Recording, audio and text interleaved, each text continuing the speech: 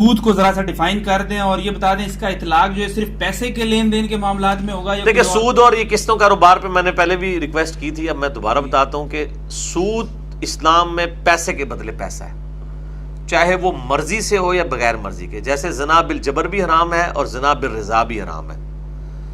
سود پیسے کے بدلے پیسہ، چاہے اپنی مرضی سے لیا جا رہا ہو چاہے آپ مجبور ہو کے یہ کام کر رہے ہو، دونوں صورتوں میں جو ہے نا وہ اس کو آپ کہیں گے کہ سود کی کیٹیگری میں پیسے کے بدلے پیسہ. کیونکہ وہ کہتے ہیں کہ نبی علیہ السلام کے زمانے میں تو امیر لوگ غریبوں کو پیسہ دیتے تھے فائدہ اٹھانے کے لیے ان کی غربت سے، لیکن آج معاملہ الٹ ہو گیا ہے. آج بینک خود کہہ رہے ہوتے ہیں ہمیں پیسہ دو ہم تمہیں سود دیں گے. ٹھیک ہے نا، بالکل 180 ہو گیا. یہ زنا برضا والا مسئلہ ہو گیا. زنا حرام ہی ہے کیونکہ وہ اس پورے سسٹم کو، کاروبار کو چیلنج کر دیتا ہے. ونس کموڈٹی انوالو ہو جائے کسی چیز میں، یعنی چیز کے بدلے پیسہ ہو، تو پھر وہ سود والا مسئلہ نکل جاتا ہے. یعنی کہ قسطوں والے کام کو آپ کے نزدیک ہاں، اگر اس میں وہ یعنی قسطوں کے ڈیلے کرنے کے اوپر وہ نہ ڈالیں، پلنٹی نہ ڈال رہے ہوں، باقی جو وہ پیسہ جو ایکسٹرا ڈیمانڈ کر رہے ہوتے ہیں، ظاہر ہے کہ آپ 10 روپے کی چیز جو ہے وہ آپ نے 2 روپے دے کے اٹھا لی ہوئی ہے، تو وہ ظاہر ہے کہ آپ نے وہ آپ کے کوئی چاچے تائے تو نہیں بیٹھے ہوئے کہ وہ ثواب کمانے کے لیے بیٹھے ہوئے ہیں، تو اس چیز کے کرائے کے ایکویلنٹ وہ آپ سے لے رہے ہوتے ہیں. تو اس کو سود نہیں کبھی کسی نے کہا. مسئلہ وہ کھڑا ہوا ہے کہ ایک چیز کی 2 قیمتیں مقرر کرنے کا. وہ امام ترمذی نے لکھ دیا ہے کہ ایک وقت میں یعنی 2 قیمتیں ہوں اور کسی ایک کے اوپر لوگ متفق ہو جائیں، بیچنے والا اور خریدنے والا، تو پھر اس پہ نہیں ہے. اور یہ جو بے ہے یہ سلطنت عثمانیہ کے ٹوٹنے تک مسلمانوں میں رواج پائی ہوئی تھی. یہ اہل حدیث چند علماء ہیں جنہوں نے اس کو قسطوں کاروبار کو حرام کہا ہے. علماء عرب سب حلال کہتے ہیں، دیوبندی، بریلوی، اہل حدیث بھی کچھ علماء اس کو قسطوں کاروبار کو جائز سمجھتے ہیں. اور حرام تو کہنا بہت آسان ہوتا ہے نا، آپ کو پتہ ہے یہاں لوگوں کے لیے اسپیکر کو حرام کہہ دیا، بعد میں استعمال کر لیا. کئی علماء ہیں جنہوں نے رجوع بھی کیا اس مسئلے کے اوپر. تو اتنا ہی کافی ہے قسطوں کے کاروبار کے حوالے سے. جی بھائی پروفٹ تو آلریڈی کمپنی کو دینی ہوتی ہے، لیکن کمپنی ان کو یہ نہیں کہہ رہی ہوتی نا کہ آپ جناب 70,000 روپے کی ہونڈا 70 جو ہے لوگوں کو 10,000 روپے پہ دے دیں اور آپ کی پیسے کی ریکوری ہو 1 سال کے اندر.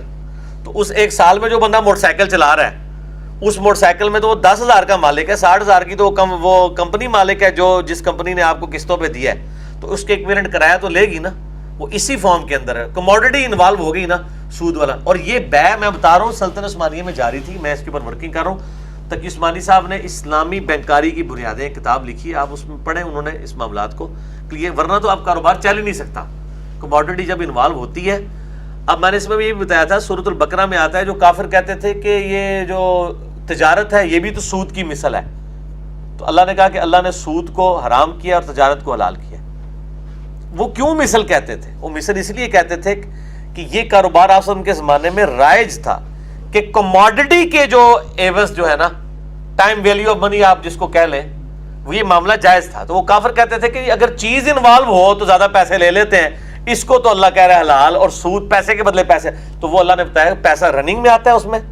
ٹھیک ہے، اور کئی لوگوں کے کاروبار کھلتے ہیں. بہر اللہ تعالیٰ نے اس کو دیکھیں جی، زنا اور نکاح میں بھی صرف ایجاب و قبول اور حق مہر کا ہی فرق ہے.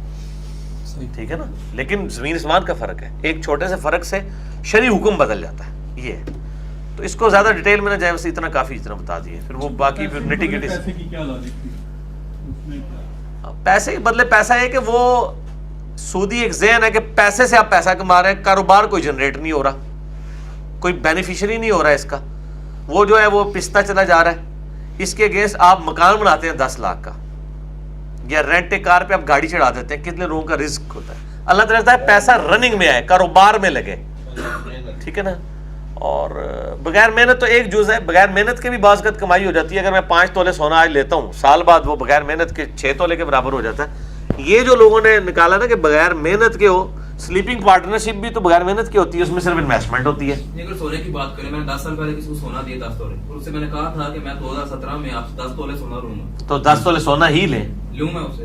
وہ جو اس کو ایکسٹرا پاڑے ہیں اوپر، اس کو 10 تولے پڑے گا 5 لاکھ. آپ پوچھ بھی رہے ہیں اور پھر آپ کو خود ہی ترس آ گیا تو معاف کر دیں. آگے سوال کریں.